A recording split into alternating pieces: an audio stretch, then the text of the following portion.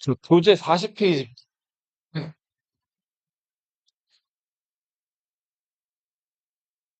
공신 얘기를 쭉 해야 돼서 한번 그 교재 보고 시기별로 어떤 공신들이 탄생했는지 한번 볼게요. 자, 먼저 고려 망하고 조선을 세웠을 때 조선을 열었던 공신들을 무슨 공신이라고 할까요? 네, 개국 공신. 뭐 정도전, 남은 뭐 이런 사람들이죠. 자, 그리고 그 1차 왕자의 난이 일어나죠. 그래서 이방원이 자기 동생들 죽이고 정도전 죽이고 그죠? 이 무인정사라고 부르는데 이때 만들어진 공신을 정사공신이라고.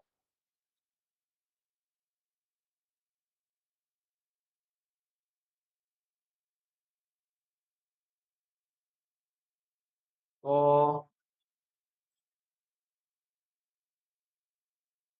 자, 그리고 저 개경으로 저 가버리잖아요. 그 개경으로 갔을 때 방원 형이었던 그 방간이 박포라는 사람 꾀임에 빠져가지고 동생에 대해서 또 반기를 들죠. 이게 2차 왕자의 난인데 요 2차 왕자의 난을 진압하고 방원을 태종으로 즉위시키는 데 공을 세운 사람들을 좌명공신이라고.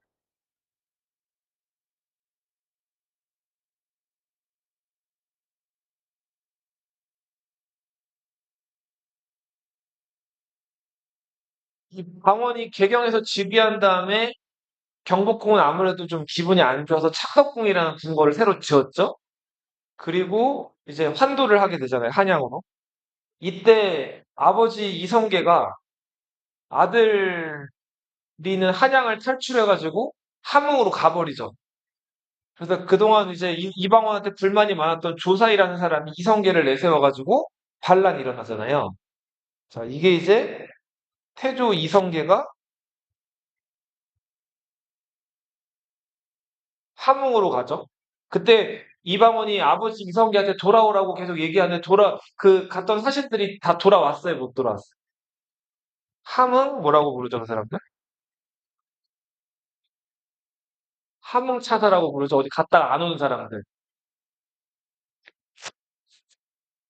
자, 음, 이방원 때 중요한 업적이라고 하면은 사병을 혁파했죠. 외척을 제거했는데 자기 부인이었던 원경하고 민씨의 그 네 형제, 민무구와 그 형제들을 다 제거했죠. 그리고 자기 아들 세종대왕의 장인어른이었던 심, 온 이런 사람들 다 제거했죠.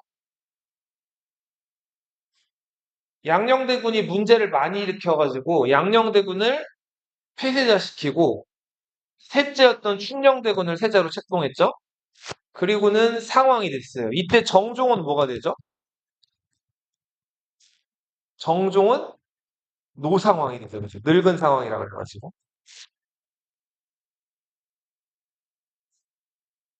그리고 정종이 이제 죽고 나서 태종대왕이 이제 태종 아버지를 태상왕으로 또 높이죠. 세종 즉위 초반에는 그 강상인과 시몬의 옥사가 있었죠. 시몬은 세종의 부인이었던 소원하고 심씨의 아빠였죠. 이 사람 벼슬이 그 당시에 뭐였어요? 네. 명나라 갔다가 돌아오는 길에 이 강상인의 영모에 같이 엮여 들어가가지고 시몬이 죽게 되죠. 그리고 아직 세종이 사왕이던 시절에 세종을 왕위에 올려놓고서 태종이 뒤에서 병권을 쥐고 있으면서 추진한 사업이 무슨 정벌? 네, 대마도 정벌이죠.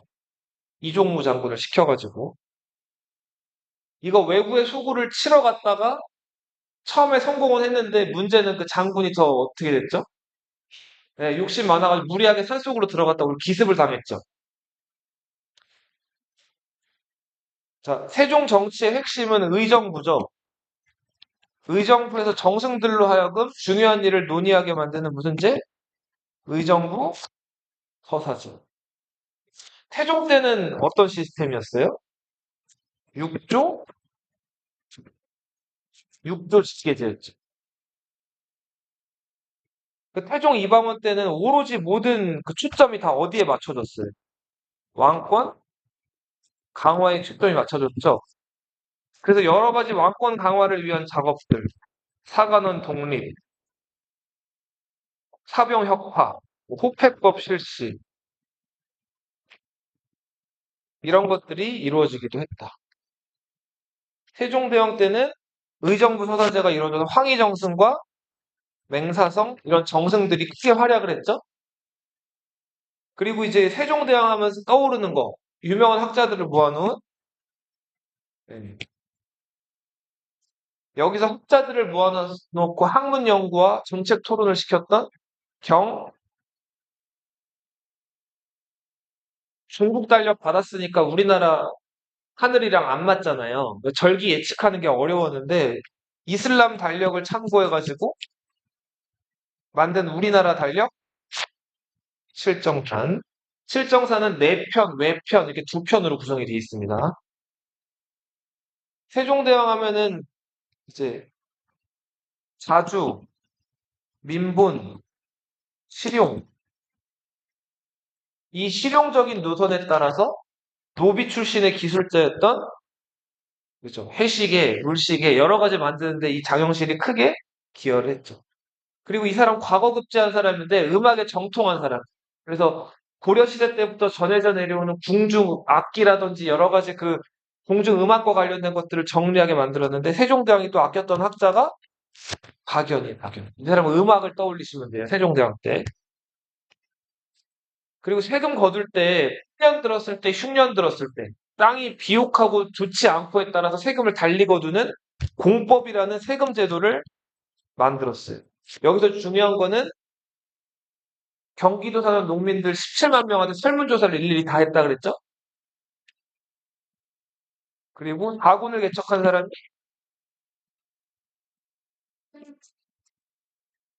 육진 개척이 한글.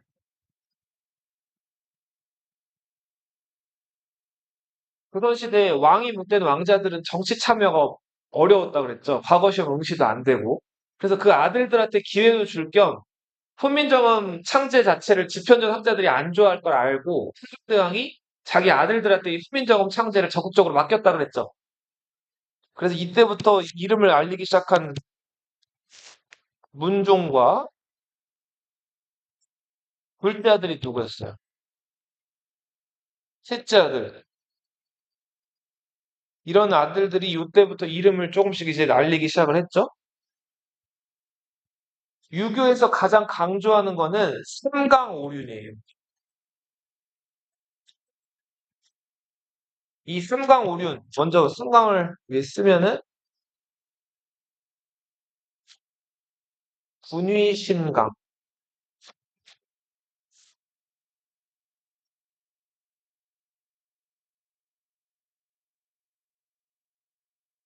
위자강,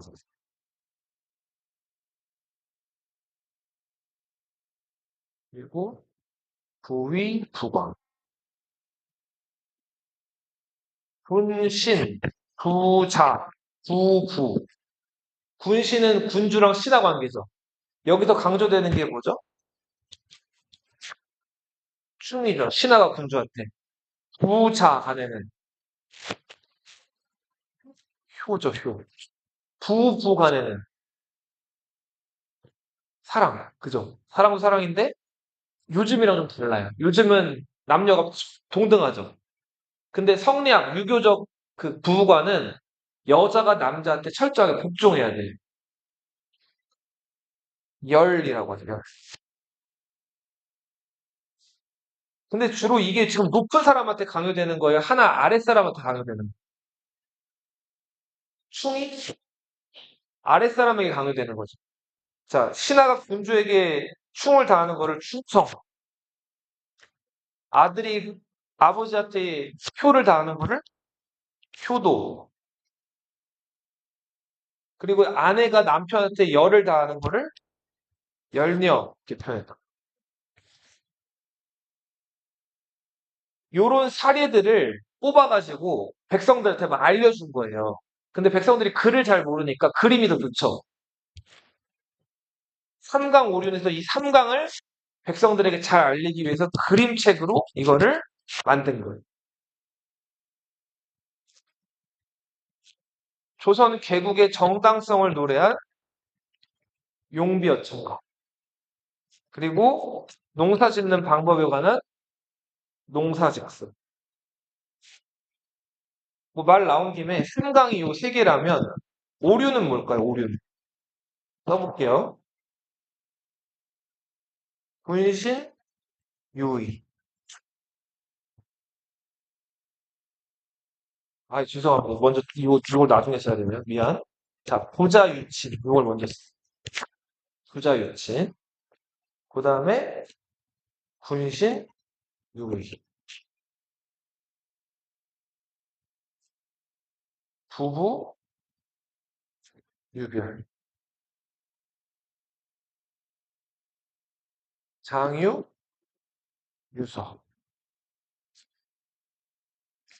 붕우, 유신. 부자유친은 이거 뭘까요? 서로 사랑해야 된다. 친하게 사랑해야 된다는. 이거는 뭘 뜻하냐면 인을 뜻해요. 인. 분신, 유의. 군주와 신하 간에는 의리가 있어야 된다는. 의의를 뜻하죠. 부부, 유별. 부부 사이에서는 구별이 있어야 된다는 거거든요. 그러니까 이 구별이라는 게 서로 지킬 건 지켜야 된다는, 선을 넘지 않아야 된다. 이거는 곧 뭘까요? 남자가 해야 될 거, 여자가 해야 될 거 딱 선을 지켜야 되는데 그 서로 존중해야 된다는 거. 이걸 한 글자로 인의 나왔으면 뭘까요? 예, 예. 장유유서. 찬물도 위아래가 있다 이런 얘기 들어봤어요? 어른이랑 아이랑 있으면 보통 어른이 좀 공경을 받아야 되죠. 어른과 아이 사이에 순서가 있어야 되는 건데 이거는 지를 느껴요. 알아야지 이런 것도 되니까. 자, 붕우 유신. 붕우는 벗붕자예요. 친구예요, 친구. 친구 사이에는 뭐가 있어야 된다는 거예요? 믿음이 있어야 된다는 거예요. 인의예지를 보통 뭐라고 부르죠? 사덕이라고 불러요. 인의예지에다가 신까지 하나 더 들어가면 오상이라고. 이 오상의 도리들을 강조한 오륜. 이게 조선시대 유교, 성리학의 핵심이에요.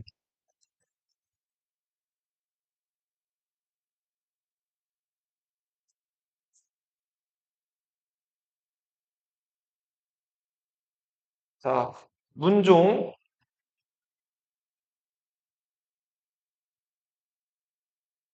자기 부인 현덕왕후,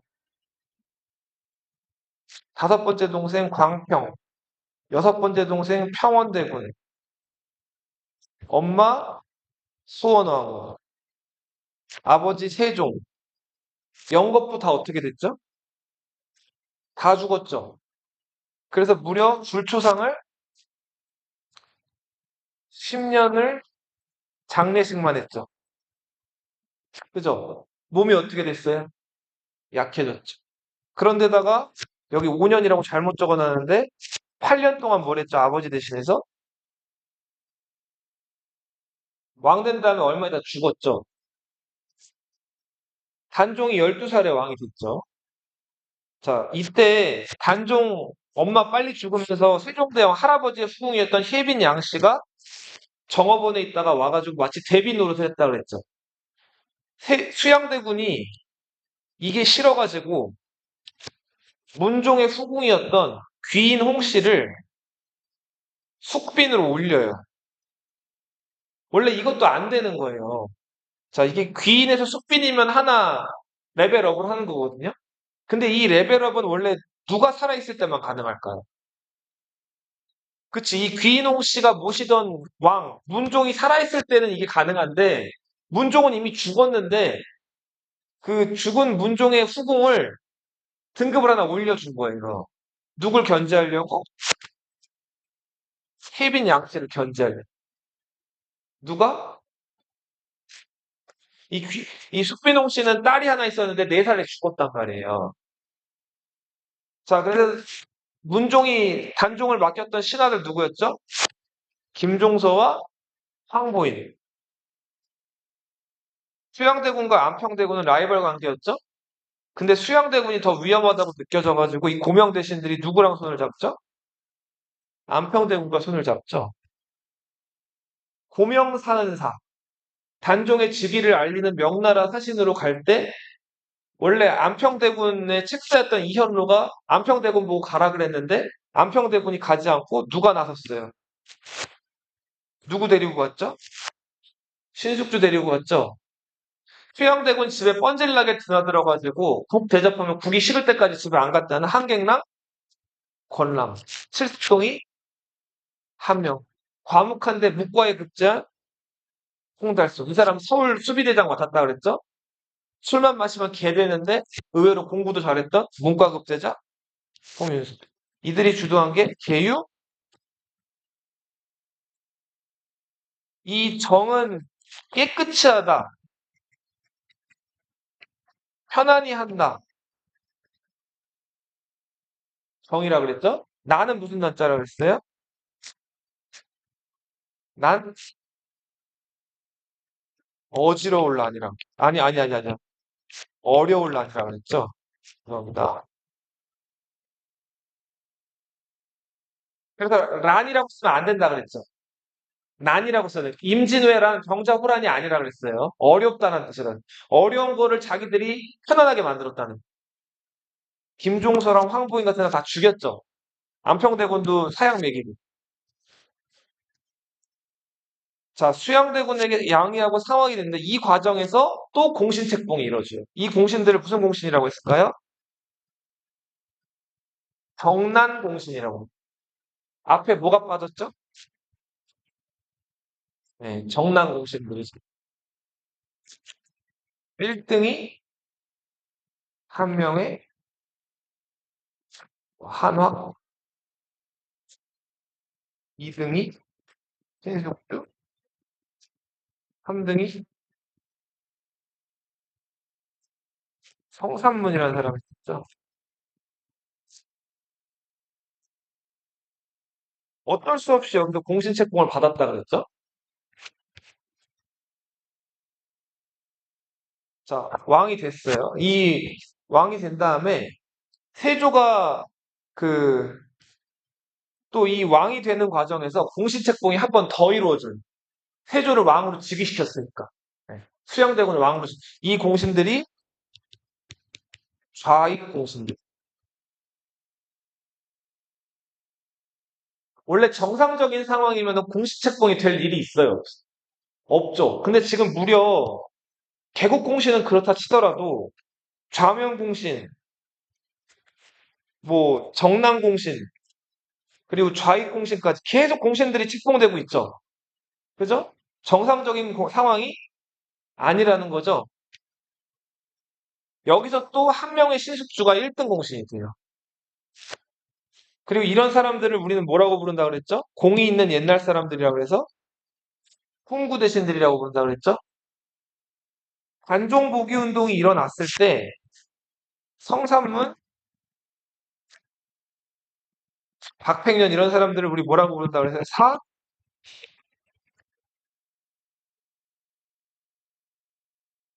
결국 이 단종 복위 운동의 단종이 연로가 되면서 뭘로 강등이 되죠?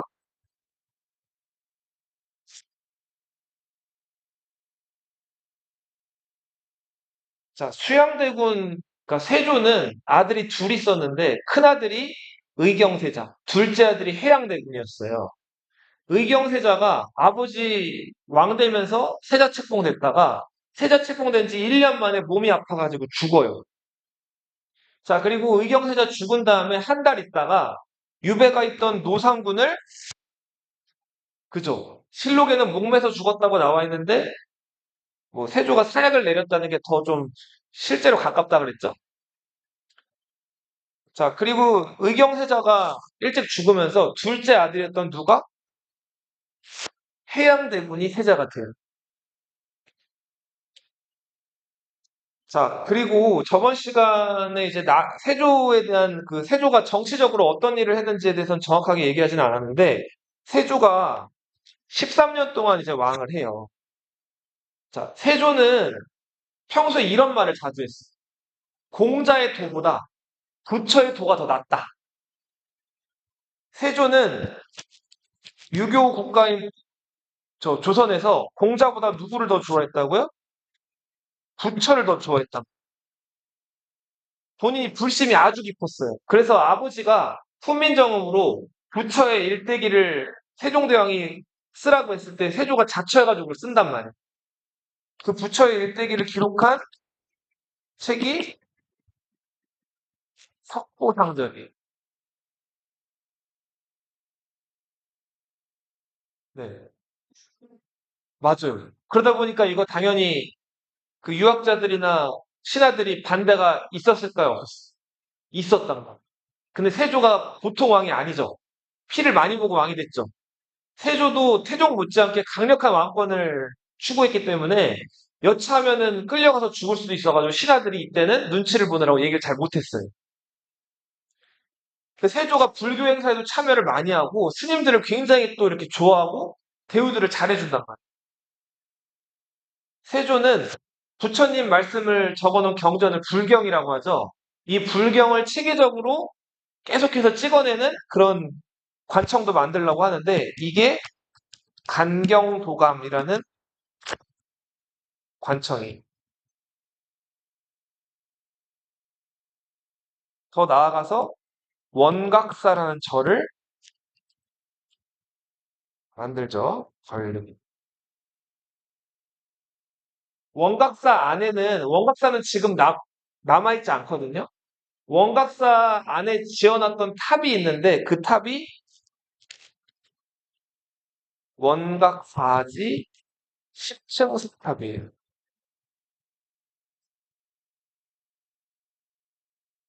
이 원각사지 10층 석탑 고에는 그 지붕이 10개이기 때문에 10층 석탑이거든요. 그 안에 뭐 서유기라고 혹시 들어봤어요? 손오공 저팔계 사오정? 예. 그 삼장법사 이런 사람 들어봤죠? 삼장법사가 당나라 원래 스님인데 저 인도 가가지고 불경이나 여러 경전들 막 가지러 인도 여행 갔다가 돌아오는 길에 있었던 이야기들을 상상해가지고 막 여행기를 기록해 놓은 게 그 서유기인데 그 서유기 내용에 나오는 이야기들이 그 십층 석탑 여기저기 조각이 돼 있어요. 그리고 이제 부처의 어떤 태어나서부터 죽을 때까지 일대기 이런 것들이 그 탑에 다 이렇게 조각이 돼 있는데 이 탑이 대리석으로 만들어졌어요. 그러니까 비 오면 비 맞으면 어떻게 될까요? 녹아요. 그래서 이거를 지금은 더 탑골공원이라고 들어봤어요? 네, 그 탑골공원 가봤니 혹시?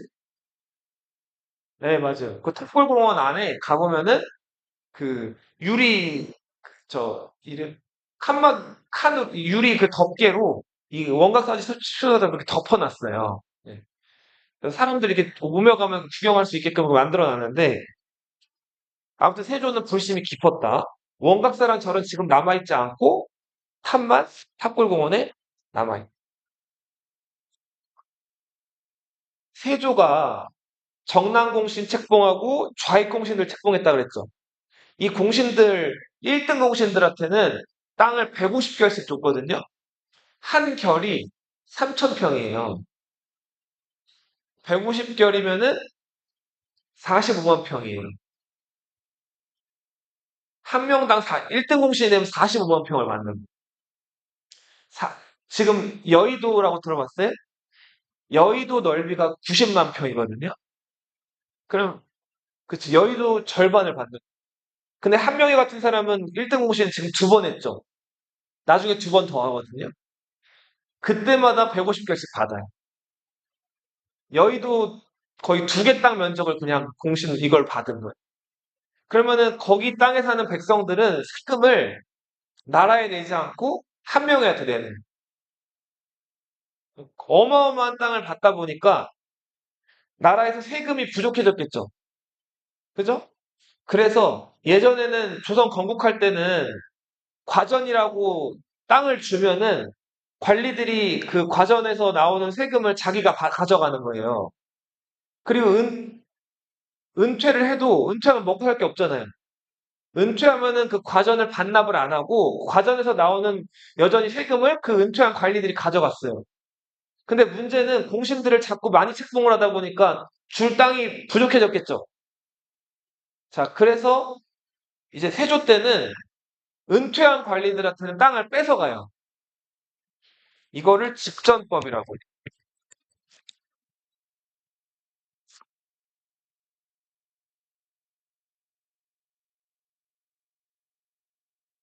관리들한테만 과전을 나눠주고 은퇴하면 과전을 다시 가져가는. 공무원 연금제도 개혁이랑 비슷하다고 보시죠. 자, 지금 그 공무원이 되면 공무원은 보통 돈을 어떻게 받죠? 처음에 공무원 시험에 합격을 해가지고 공무원에 들어가면 호봉이라는 게 있어요. 처음 1년차 때 1호봉, 2호봉, 3호봉 이렇게 올라가는 거예요. 연차가 쌓이면. 근데 첫 1호봉이 금액이 클까요? 작을까요? 작아요.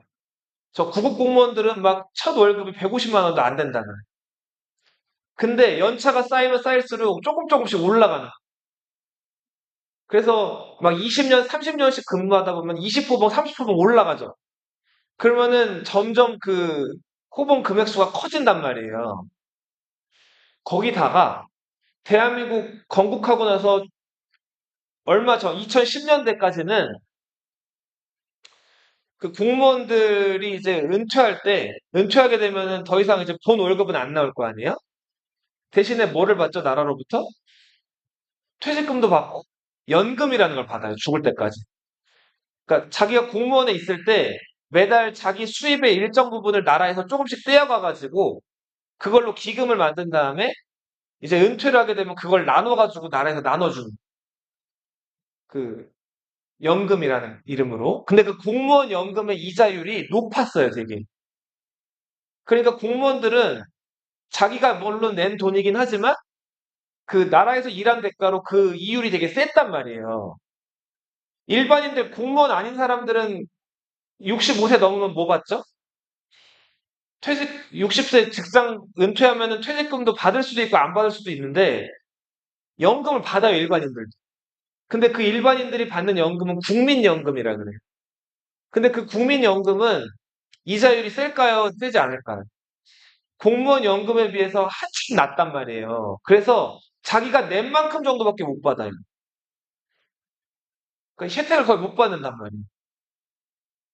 그래서 젊었을 때 돈 조금 주더라도 은퇴하면은 그게 돈이 잘 들어오니까 공무원들을 많이 했단 말이에요. 근데 나라가 이제 오랫동안 유지되고 공무원 숫자가 많아지다 보니까 그 공무원들한테 이자율을 많이 측정해주면은 나라에서 더 이상 그 세금이 많이 있어요, 없어요? 없죠. 그래서 2014년도에 당시 새누리당이라는 정당이 있었거든요. 그 새누리당이라는 정당의 주도로 해서 공무원 연금이 되고 확 줄었단 말이에요. 그래서 지금은 공무원이 돼서 30년을 근무를 해요. 40년 근무했어요. 그리고 정년 62세가 돼가지고 나오게 됐어요. 그리고 연금을 받아요. 그럼 그 연금 액수가 예전에 비해서 어떻게 됐을까? 많이 줄었다. 이거랑 비슷한 거. 요 세조가 딱 즉위했을 때가 1455년이죠. 요때가 건국되고 나서 이제 대략 몇 년쯤 됐을 때예요? 60년쯤 됐을 때. 지금 몇 년이죠? 대한민국 건국되고 나서 한 70년, 80년 됐죠? 한 10년, 20년 차이는 있지만 어때요, 대략? 비슷하죠?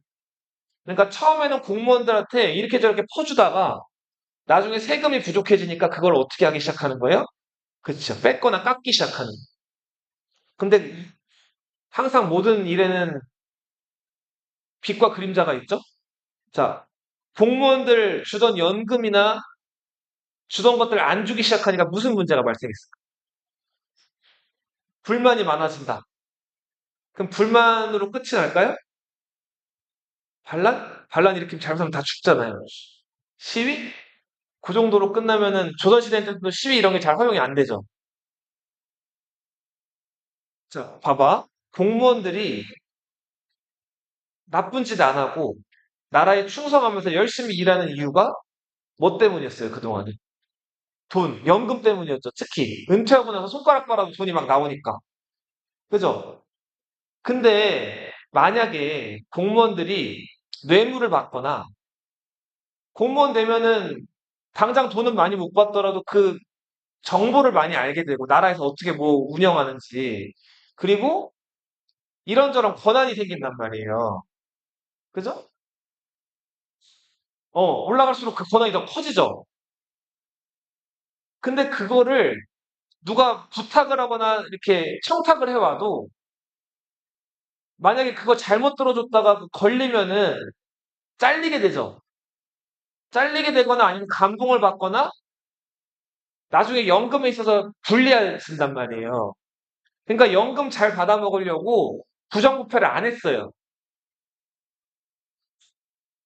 그죠? 근데 이제 연금이 없어졌죠. 그러니까 어떻게 생각을 할요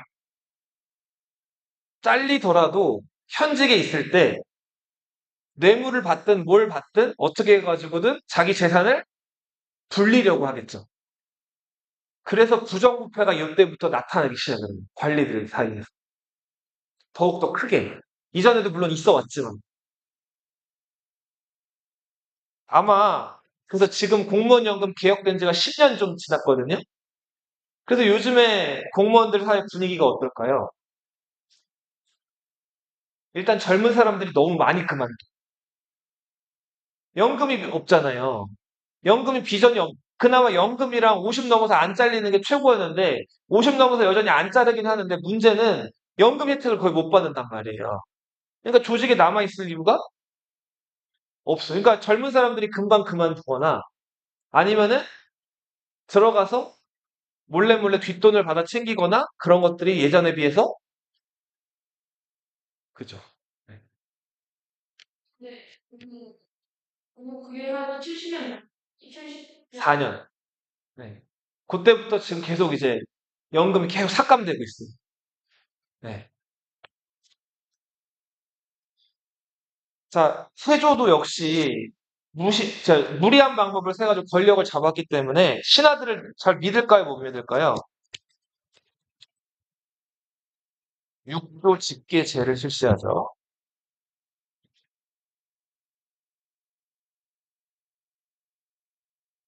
자기 아버지 세종대왕이 좋아했던 집현전 학자들, 경연 이런 건 좋아할까요, 안 좋아할까요?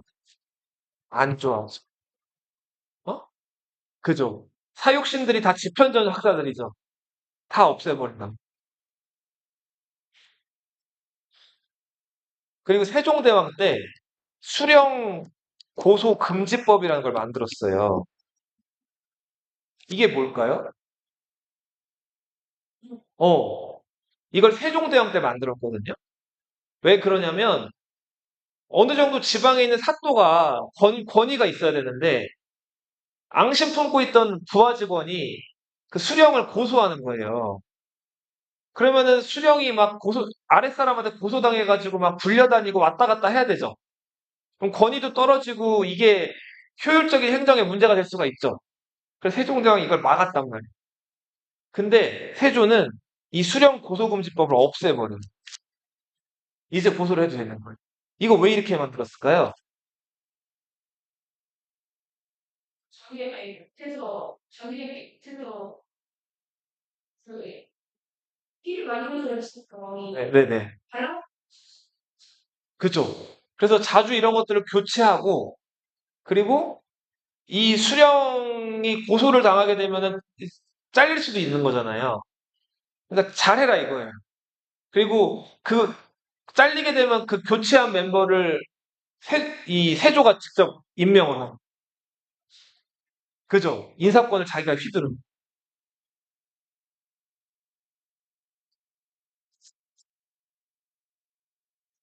자, 우리 저 나라에서 이 지역이 무슨 도죠? 함경도죠, 그죠? 조선 전기는 한길도라고 불렀거든요. 길주라는 도시가 경성보다 더 중요해서 함흥과 길주가 중에서 함길도라고 불렸는데 이 함길도는 비교적 나중에 편입된 곳이죠. 육진 개척, 여진족 때려잡으면서 이 함길도 그러니까 함길도 군대를 관장하던 사람, 여진족이랑 대치하고 있는 상황에서 관장하던 사람이 처음에는 이승옥이라는 사람이었어요. 누구? 이 사람 누구 쪽 인물이었죠? 김종서 쪽 인물이라 가지고 계유정난 직후에 이승옥을 세조가 박호문이라는 자기 사람으로 교체를 한단 말이에요. 근데 이승옥이 낌새를 다 알아차리고 박호문을 죽여버린 다음에 함길도에서 반란을 일으킨단 말이에요. 근데 이 이승옥 부하들이 아무리 봐도 이승옥이 유리할 것 같아요. 세조가 유리할 것 같아요. 그래서 이승옥을 죽여버린단 말이에요. 그 다음에 함길도 절제사로 임명된 사람이 이시애라는 사람.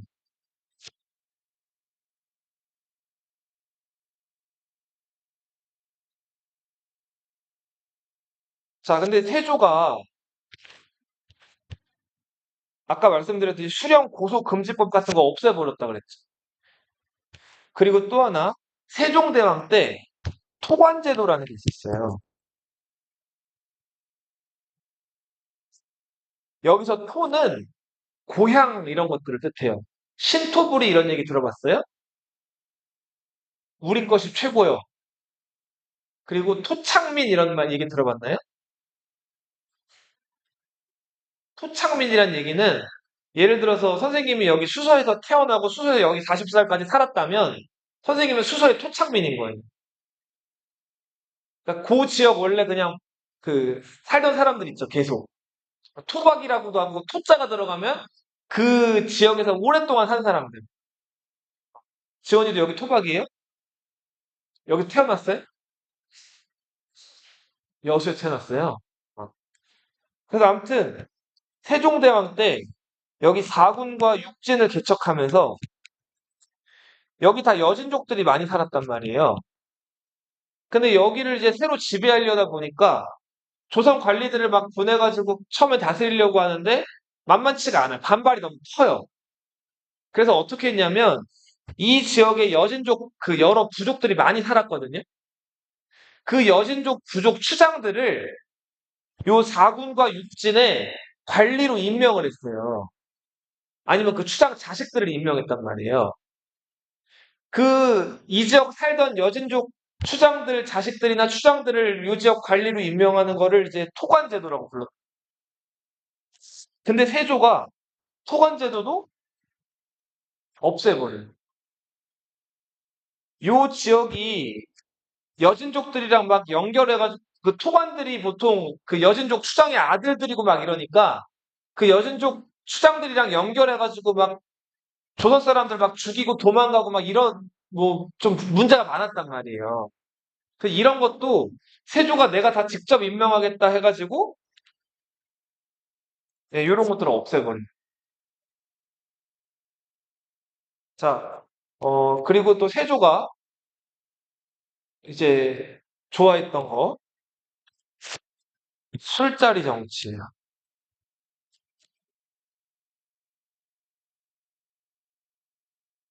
세조가 공신들이나 여러 신하들을 이렇게 불러요. 그럼 이제 부르면 세조가 이제 왕이잖아요. 그럼 이제 술자리를 만들고 신하들한테 술을 줘요. 근데 술을 한 잔, 두 잔 계속 줘요. 자, 술이 약한 사람, 술이 센 사람 있죠. 근데 술이 약하건 세건 세조가 기분이 다 이게 좀 뭐랄까 내킬 때까지 계속 사람들한테 술을 주는 거예요. 그럼 술을 계속 받아 마시다 보면 어떻게 돼? 취하죠. 왕이 주는 거니까 거절할 수도 있어요. 없죠. 계속 마시다 보면 사람이 취하면 제정신인가? 이상해지죠. 평소에 막 안 하던 행동하고 안 하던 말들 하죠. 그리고 좀 심지어는 자기 평소에 품어뒀던 거나 감춰뒀던 말도 어떻게 하게 되죠. 네. 그래서 어떻게 보면은 이 세조가 좀 이것도 좀 이렇게 좀 간사한 건데 평소에 자기 불만을 품거나 그런 문제 있는 사람들이 있을 수 있죠. 술을 많이 주는 거예요.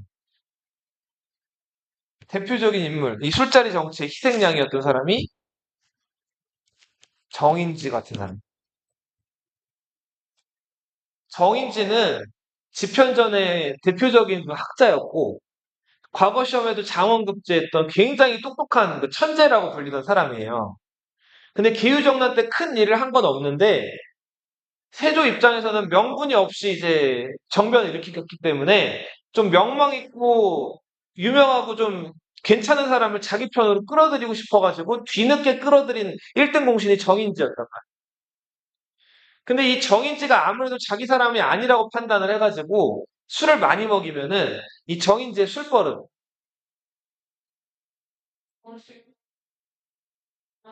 세조한테 야, 너라고 얘기했다. 자, 왕한테 그렇게 얘기하면 돼요, 안 돼요? 안 되죠. 자, 그렇게 해서 아무튼 이 정인지는 술만 마셨다 하면 세조한테 반말을 하는 거예요. 자, 그래서 세조가 그 자리에서는 그걸 들어주다가 이제 술 깨고 나서 다음날 보면은 이제 안색이 안 좋아져.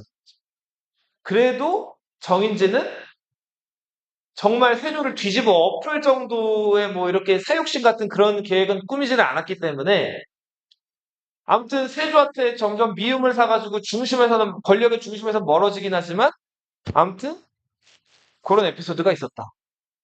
그리고 신숙주란 사람. 신숙주도 아주 뛰어난 학자죠. 굉장히 그 지편전 학자로서 명망이 높은 사람이었는데 이 사람은 진짜 세조의 그 오른팔 중에 오른팔인 사람이죠. 한명회랑 같이. 신숙주가 한 번은 이제 술이 별로 안 센데 세조가 또 술을 또 많이 줬어요. 그리고서는 세조가 신숙주한테 팔씨름을 하자고 했어요. 근데 이 두 가지 버전이 존재하는데 전해지는 이야기가 신숙주한테 팔씨름 하자 그랬는데 그 세조가 힘이 더 셌다 그래요. 평소에 무인 기질도 있고. 그래서 그냥 하면 신숙주가 세조를 팔씨름으로 못 이길 것 같으니까 세조가 이제 팔씨름 하자고 이제 손을 딱 잡자마자 신숙주가 넘겼다 그래. 잽싸게. 그러니까 세조 입장에서는 어때요?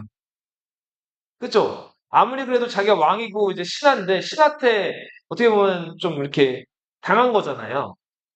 또 한 가지 버전은 이런 버전이 있어요.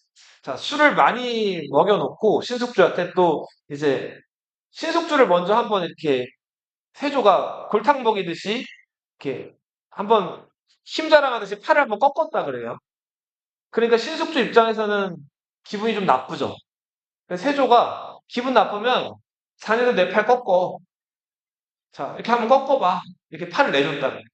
그랬더니 신숙주가 술도 취했겠다. 기분이 좀 안 좋아가지고 세조 뒤로 간 다음에 세조 팔을 비틀어가지고 뒤를 헉 꺾었다 그래요. 자, 임금팔을 이렇게 꺾어가지고 뻑하게 하는 거예요. 자, 세조 입장에서 어땠을까요? 진짜 하란다고 해? 기분이 좀 별로 좋지 않죠? 자, 그런 상황에서 이제 그 자리에 신숙주랑 한명의 둘이 있었는데 술자리가 끝나고 둘 다 집으로 갔어요. 근데 한명회가 자기 집에 있는 종한테 그 이제 뭘 시키죠.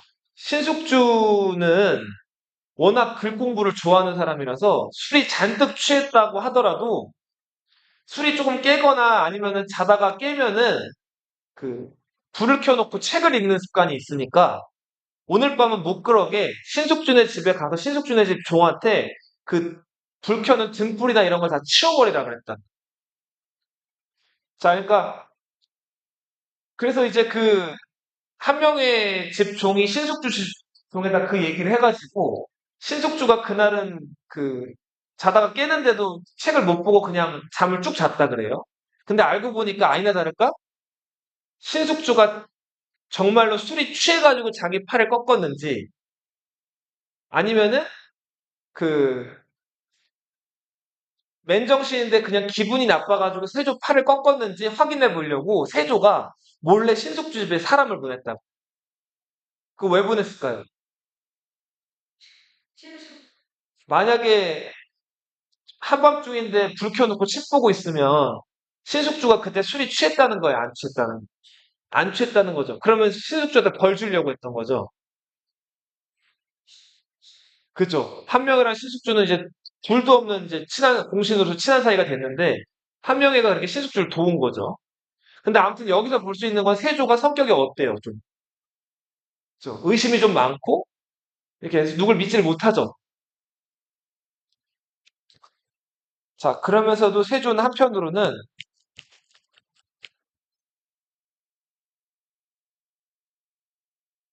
공신을 아주 끔찍하게 우대했어요. 홍윤성이라는 사람 술 좋아한다 그랬죠? 막 이 홍윤성이라는 사람은 막 별명이 살인마 정승이라는 별명도 있었어요. 그래서 자기 마음에 안 드는 사람 있으면 잡아다가 무자비하게 막 구타하고 때려서 죽이기도 하고 막 이런 나쁜 짓들을 많이 했던 사람인데 이 홍윤성이라는 사람이 뭐 나쁜 짓을 하고 정말 선 넘는 행동들을 많이 했거든요. 근데 그 홍윤성의 부하들이나 홍윤석 집 종들은 처벌을 해도 동신인 홍윤성은 건드렸을까요? 안 건드렸어요? 안 건드. 자기를 도와서 기후정난을 했던 사람들만큼은 건드리지를 않아요. 이게 세조의 정치였어요. 근데 그러다 보니까 공신들의 파워가 점점 어떻게 됐을까요? 세지게 되죠. 자, 우리 아까 한길도 얘기를 잠깐 했는데 이 한길도 절제사 이지공이라는 사람이 초반에 김종서 쪽 인물이라 가지고 제거가 됐죠. 그 다음에 한길도 절제사가 된 사람이 이시애라는 사람인데 세조가 원래 요 지역 관리들을 여진족 그냥 출신들이 그 지역 출신들이 임명된 토관제도라는 게 있었다 그랬죠? 그거를 어떻게 해버렸다 그랬어요? 없애버렸다 그랬죠. 그리고 자기가 인사권을 행사하려고 한다 그랬죠. 그랬더니 요 한길도 지역에서 반발이 굉장히 컸단 말이에요. 이 시에가 그 불만이 큰 여기 있는 여진족들을 모아가지고 반란을 일으켜요. 이게 그 유명한 이시에의 난임.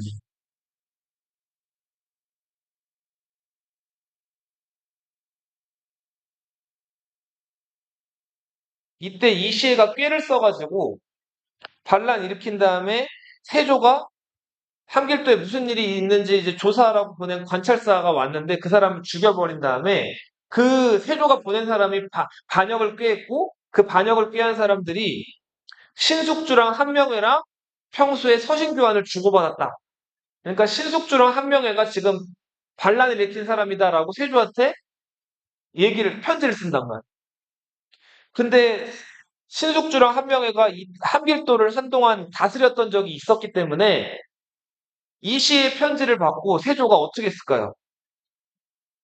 한명회랑 원래 의심이 많다 그랬죠. 한명회랑 신숙주를 잠시 가둬요. 그리고 자초지종을 알아봤더니 다 꾸며낸 얘기고 이시애가 반란을 일으킵니다. 자, 그래서 이 이시애를 어떻게든 제압을 해야 되겠는데 이 한길도는 거리가 가까워요, 멀어요, 서울이랑? 멀죠. 네, 끝에 있으니까. 그리고 여기는 또 누가 많이 산다 그랬죠? 여진족들이 많이 산다 그랬죠.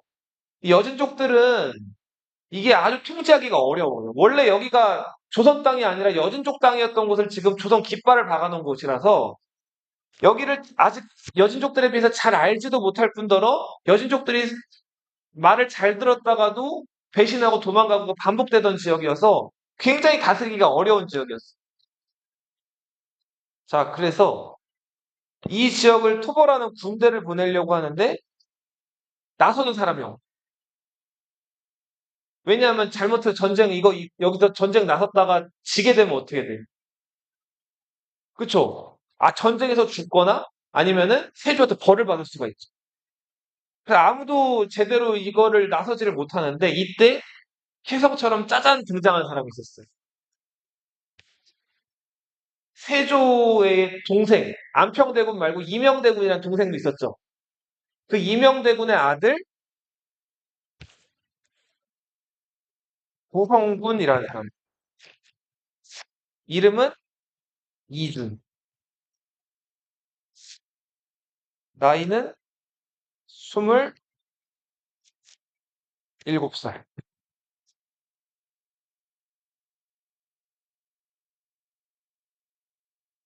그리고 태종 이방원의 딸 정선공주의 외손자. 정선공주의 손자로 의산군 남이.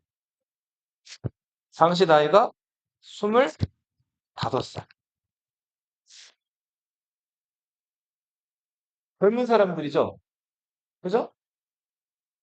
자, 이주는 원래부터 좀 똑하고 괜찮다는 소문이 있어가지고 여러 가지 기대를 많이 받던 사람이었는데 이때 이준이 좀 이렇게 그 세조에 또 눈에 딱 들어가지고 그 이시의 난을 토벌하는 장군으로 임명이 돼.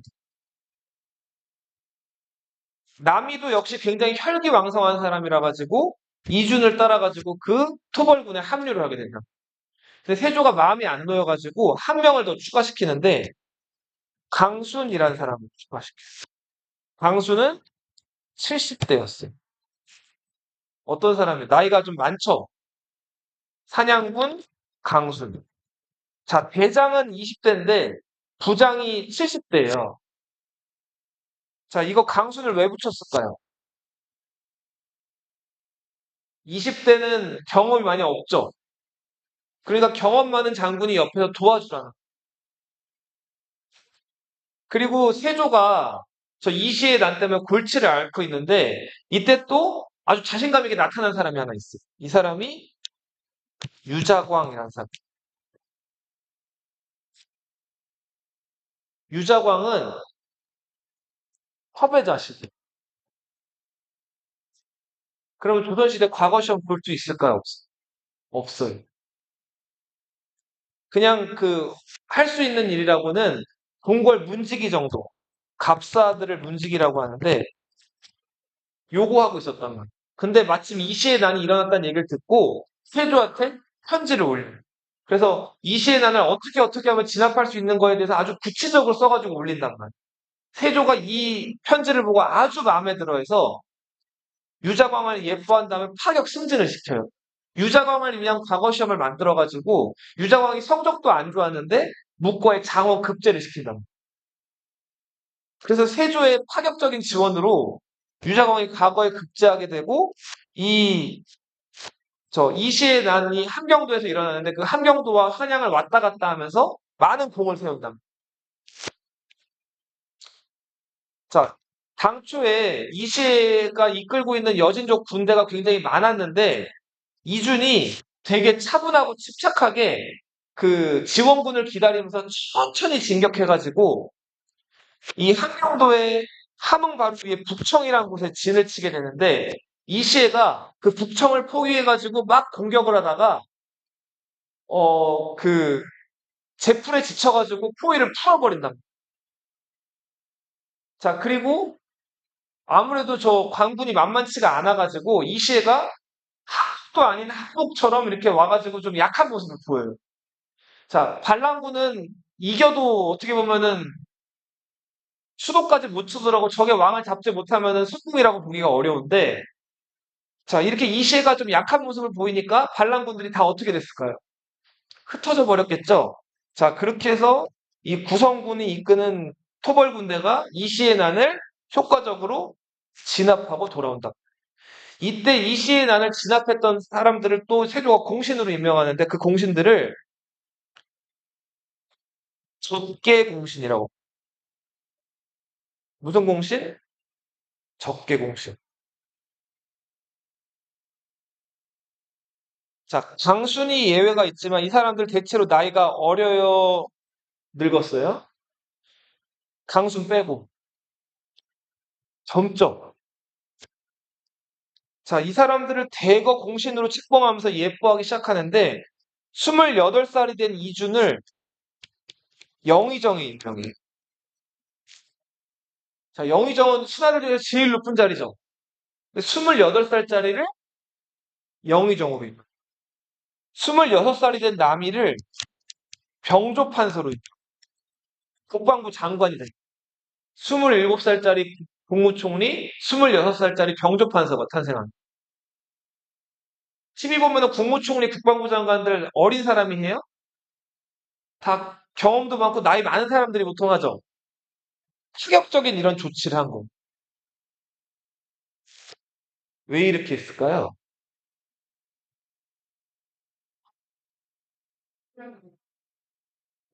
나이 많은 공신들이 힘이 세졌다 그랬죠. 한 명의 신숙주 이런 사람들 우대했다 그랬잖아요. 얘네들이 너무 힘이 커진 거로 본 거예요, 세조가. 걱정이 되게. 그래서 교체를 하기보다는 그 구공신들 한 명이나 신숙주나 이런 사람들을 견제할 사람들이 필요했던 거예요. 그래서 이시의 난을 계기로 새로운 공신들을 대거 높은 자리를 준 거랍니다. 이해돼요? 자, 근데 세조가 이렇게 새로운 공신들을 임명해 놓고 이제 부공신들, 신공신들 이런 대립 구도가 생긴 상황에서 몸이 점점 약해지기 시작을 해요. 자, 일설에 의하면은 세조 꿈에 현덕원 권씨가 나타났다. 그리고 현덕원 권씨가 세조를 막 현덕원 권씨가 누구 부인이죠? 형이 문종의 부인이 단종의 엄마란 말이에요. 세조를 막 꾸짖었다 그래요. 내 아들 유배 보내고 왕에서 끌어내렸으니까 네 아들도 죽게 될 거야. 그 꿈을 꾸고 나서 의경세자 세조의 큰아들이 죽었다는 얘기도 있고 현덕원 권씨가 꿈에서 나타나가지고 침을 퇴 뱉었는데 그 침을 등에 맞았다 그래 세조가. 근데 그 침 맞은 자리에 깨보니까 종기가 났다는 거예요. 근데 그게 조선시대 때 종기 나면 그 중병이라 그랬죠. 근데 그게 가라앉지를 않으면서 세조가 말년에는 그 등에 막 피부병이 심하게 나가지고 굉장히 고생을 많이 했다. 그래서 세조가 그거 고치려고 저 온양에 온천 이런 데 다니면서 막 이제 많이 씻고 이러거든요. 근데 그거 근본적으로 치료가 돼야 안 돼요. 안 되죠. 그래서 세조가 집권 13년 차 때 점점 몸이 약해지기 시작을 합니다. 근데 몸이 약해지고 보니까 자기가 새로 공신책봉해가지고 힘을 밀어줬던 애들, 이 젊은 애들이 너무 패기가 넘치는 거예요. 자칫하다가는 내가 죽은 다음에 어린 내 아들이 왕이 됐을 때 얘네들이 또 설칠 수도 있을 것 같은 거예요. 그래서 얘네들보다는 아무리라도 자기랑 계유정난을 같이 했고 왕권까지는 넘보지 않을 것 같은 구공신들한테 힘을 다시 실어줘요.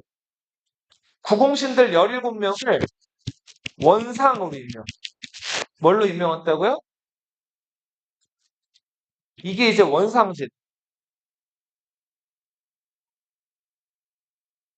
그리고서 세조가 마침내 이제 몸이 자기가 다 때가 왔은 걸 알고 자기 자리를 세자였던 해양대군에게 물려주고 자기는 상왕으로 물러나요. 그리고 딱 하루 있다가 세조가 어떻게 됐을까요? 상황된 지 죽어요. 세조 때 유일한 또 중요한 업적으로는 법전이었던 뭐가 만들어진다? 이게 시작이 돼요. 완성을 못하고. 세조의 뒤를 이어서 즉위한 게 세조의 둘째 아들이었던 누구? 해양대군 예종. 예종 초반에는 세조가 적개공신으로 임명하면서 힘을 실어줬던 신공신들. 대표가 누구죠? 구성군 이중과 누구? 의상군 남이. 그리고 원래부터 힘이 있었던 구공신 그룹 한명이와 신숙주 같은 사람. 예종이 남이를 아주 싫어했어요. 남이가 26살에 병조판서 된 다음에 세상 무서울 게 없이 힘주고 다니면서 이제 좀 까불고 다니니까 이 남이를 아주 미워했단 말이에요. 그래서 예종이 자기가 왕이 되자마자 병조판서에 있던 남이를 병조판서에서 잘라요. 그 다음에 저 겸사복사라는 조금 그 뭐랄까 별로 중요하지 않은 관직으로 밀어버린다. 남이는 이게 좋았 당연히 기분이 많이 상했겠죠. 남이가 누구를 찾아가냐면 세조 때문에 출세한 사람, 세력 출세한 사람 누구 있죠? 유자광을 찾아가요. 그 다음에 한 명의 신숙주 욕을 막 하고 예종에 대한 불평불만을 막 얘기한다. 유자광이 남이를 만난 그날 밤 바로 누굴 찾아갔어? 예종을 찾아. 예종이 남이를 미워한다는 걸 알죠. 그러면서 유자광이 남이가 역모를 꾀했습니다. 당시 혜성이 나타났는데 혜성이 출현하면 장군이 반역한다. 자, 그런 얘기를 하면서 남이가 이 한 명의 신숙주를 제거하고 다른 왕자를 새로 왕으로 세울 걸 얘기했습니다라고 얘기한다. 남이가 실제로 그런 말을 했는지 안 했는지 정확하게 알려져 있지도 않은데 예종이 남이를 불러다가 뭘 했을까요? 강력하게 고문을 하죠. 그 다음에 남이를 죽여버린 거. 이때 남이를 죽음으로 이끌어간 사람들, 유자광을 비롯해서 한명회와 신숙주 같은 사람들이 또다시 한번 공신으로 책봉해요. 이때 공신으로 임명된 사람들이 무슨 공신들? 이때 공신. 여기까지 할게요.